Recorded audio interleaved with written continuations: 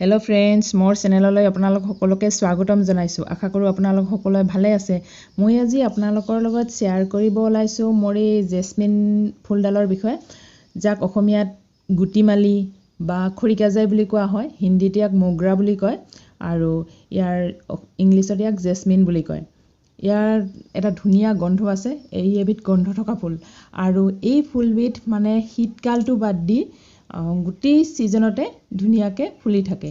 ই March মাহৰ পৰা ফুলিবলৈ আৰম্ভ কৰে আৰু অক্টোবৰ মাহলৈকে ধুনীয়া ফুল দি থাকে। কিন্তু বেছি ফুল দি গৰমৰ দিনটোত মানে এতিয়া ই বহুত ফুল ফুলি আছে। ইয়াৰ মানে গোটেই বাৰিষাটো ফুল ভৰি থাকে ইয়াৰ আৰু ধুনীয়া চাৰিওফালে ধুনীয়া এটা গন্ধ হৈ থাকে।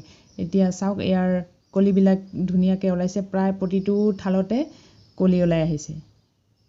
এয়া চাওক, ধুনীয়া আৰু এটা মানে থোপাকে এটা মানে কলিবিলাক তেনেকৈ ওলাই আহে আৰু এটা এটাকৈ ফুলি থাকে। কেতিয়াবা গোটেই থোপাটোই ফুলে আৰু এই ফুলবিধ ৰাতি ফুলে। সাধাৰণতে যিবিলাক ফুলৰ গন্ধ আছে সেই ফুলবিলাক ৰাতি ফুলে আৰু এই ফুলবিধো তেনেকৈ ৰাতি ফুলে আৰু গোটেই দিনটো থাকি যায়। 2 দিনমানলৈকে ই ধুনীয়াকৈ থাকে, তাৰপিছত মৰহি যাব ধৰে আৰু এই 2 দিনত মানে ই ধুনীয়া গন্ধ, মানে ইয়াৰ পৰা ধুনীয়া গন্ধ ওলাই থাকে। এয়া চাওক, এইটো একেলগে বহুতকেইটা ফুলিছে আৰু যিটো ৰঙা ৰঙা নিচিনা হৈছে সেইটো মানে মৰহি যাবলৈ ধৰিছে। 2 দিনমান আজিৰ ভিতৰত ই মৰহি যাব হয়তো তেনেকৈ।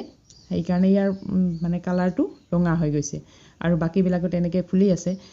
আমি যেতিয়া ইয়াৰ মানে ফুলটো ফুলি যাব, মানে ফুলবিলাক ফুলিলে এনেকুৱা হৈ থাকিব, হাতেৰেও ছিঙাইও পেলাব পাৰি বা নিজে নিজে সৰি যাব আৰু তেতিয়া আপুনি এই ঠালডাল, যিটো এনেকৈ ঠাল মই দেখাইছোঁ, সেই ঠালটো কাটি দিব লাগে। কাৰণ তেতিয়া তাৰ পৰা আৰু যিবিলাক নট থাকিব তাৰ পৰা আৰু ঠাল ওলাই আহিব আৰু তাৰ পৰা কলি ওলাই আহিব তেনেকৈ। সেইকাৰণে এই ঠাল যিমানবিলাক ফুলি যাব ফুল, তেনেকৈ ঠালবিলাক কাটি দি থাকিব লাগে। কাটি দি থাকিলে আৰু নতুন নতুন ঠাল ওলাই থাকিব আৰু তাৰ পৰা কলি ওলাই থাকিব। ই এবিধ লতাজাতীয় গছ হয় আৰু তেনেকৈ লতাৰ নিচিনাকৈ বগাই গৈ ইয়াৰ মানে গছডাল ডাঙৰ হৈ যায় আৰু তেনেকৈ ফুলে। কিন্তু ইয়াক যদি আমি লতা, মানে তেনেকুৱা ঠাই নাথাকিলে ইয়াক আমি লতা হিচাপে বগাব দিব নোৱাৰোঁ আৰু তেতিয়াই আমি ইয়াক প্ৰুনিং কৰি ৰাখিব লাগে। প্ৰুনিং কৰি ৰাখিলে ই চাপৰ হৈ থাকে আৰু তেনেকৈ ফুলে, ধুনীয়াকৈ ফুলে।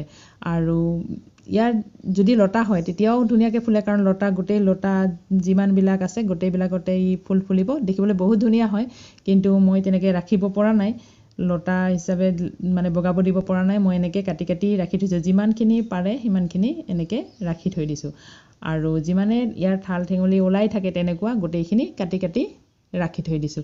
আৰু ইয়াত অলপকেইটা ষ্টেণ্ড কৰি দিছোঁ, তাতেই যিমানখিনি পাৰে ই বগাই গৈছে আৰু তেনেকৈ বগাব পৰা নাই। অলপ মানে চাপৰ ষ্টেণ্ডত কেনেকৈ বহুত বগাব, এনেকুৱা ষ্টেণ্ডাৰ্ড। আৰু ইয়াৰ এটা কথা, এনেকুৱা যিবিলাক মানে ইয়াৰ ঠাল ওলাই আহে এইবিলাকত পটককৈ ফুল নাহিব, এইবিলাকে বগাই যায়।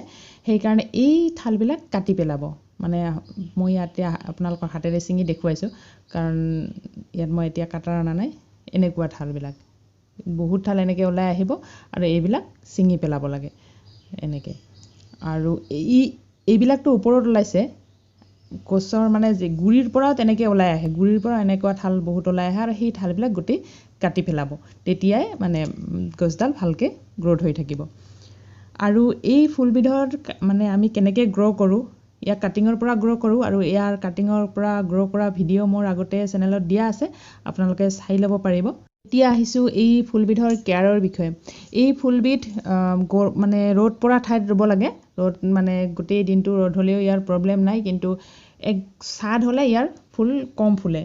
সেইকাৰণে আপোনালোকে যিমান পাৰে ৰ'দত ৰাখিবলৈ চেষ্টা কৰিব। আৰু টাবত হ'লেতো তেনেকুৱা ৰ'দ পৰা ঠাইতে ৰাখিব পাৰিব, কিন্তু মাটিত ৰুলেও মানে আপোনালোকে মাটিটো চাই চিতি ৰুই ল'ব, যে য'ত ৰ'দ পৰা ঠাই হয় তেনেকুৱা ৰ'দ পৰা ঠাইতহে ৰুই ল'ব। আৰু মই ইয়াক বছৰত এবাৰ গোবৰ সাৰ দিওঁ, মানে গোটেই বছৰত এবাৰ ইয়াক মই গোবৰ সাৰ দিওঁ। তাৰপিছত তেনেকৈ অন্য সাৰ নিদিওঁ, অকল লিকুইড যিবিলাক মানে অন্য মানে টাবত থকা গছবিলাকৰ কাৰণে যিবিলাক মই লিকুইড সাৰ বনাওঁ, তাৰে মানে অলপ অলপ ইয়াতো দি দিওঁ। আৰু যিটো চাউল ধোৱা পানী সেইটো প্ৰায় ইয়াত দিয়া হয় আৰু তেনেকৈ ই ধুনীয়াকৈ এতিয়া ফুলি আছে। এই গছবিধত মই তেনেকৈ বেমাৰ আজাৰ একো দেখা নাই, কাৰণ তেনেকুৱা বেমাৰ হোৱা নাই। কিন্তু পাত খোৱা পোক কেতিয়াবা হয়, মানে যিবিলাক গছত পাত খোৱা পোক হয়, সেই পাত খোৱা পোকবিধ হয়, কিন্তু তেনেকুৱা বেমাৰ হোৱা নাই। কাৰণ এই গছডালৰ বয়স এতিয়া 6 বছৰ হ'ল। এই 6 বছৰত তেনেকুৱা একো বেমাৰ হোৱা নাই। ফ্ৰেণ্ডছ, ভিডিঅ'টো আজিলৈকে এইখিনিয়ে। ভিডিঅ'টো ভাল লাগিলে লাইক কৰিব, শ্বেয়াৰ কৰিব, আৰু মোৰ চেনেলটোত যদি নতুন হয় তেতিয়াহ'লে ছাবস্ক্ৰাইব কৰিব। নেক্সট ভিডিঅ'লৈকে বাই।